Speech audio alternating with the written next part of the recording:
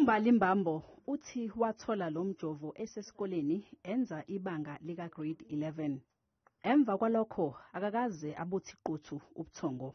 Nge-9 zaka February 2022 ngahlaba iCovid vaccine. It was on a Wednesday. So mangiqeda ukuhlaba on a Thursday isandla sami savuka singasasebenzisi iswelene. Selokhu ahlaba ndaqala ukuhlaba nje sivuke nje isandla sesidumbile. Ehlabe nje izolo savuka isandla sidumbile. Usezame kaningi ukuthi athole usizo, kodwa ke umnyango wezempilo eGauteng umisa le nale. So since ngihamba ibhara from 2022 till 2024 angithola usizo, abodokotela bakwazi ukungisiza bathi ngiye ku-Department of Health. Kulabantu bakumele bangisize nabo abazi ukuthi since bathi bazongitholela ama-specialist till today namhlanje abasatholakali.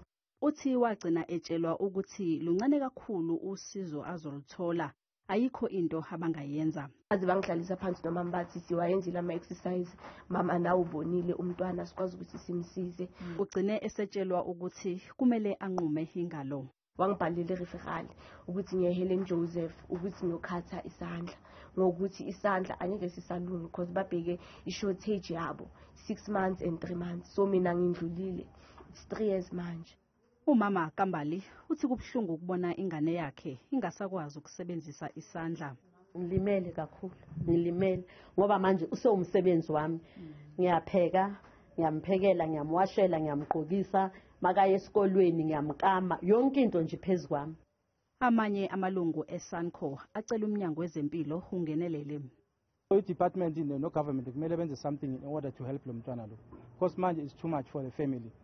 Into ayizwisi ubuhlungu ilentozana umbali kuphela, izwisa ubuhlungu nefamily. Umnyango wezempilo eGauteng uthi uyaqhubeka nokuxoxisana noMbali, kanti ke uzophawula ngalolu daba esikhathini esingangesonto.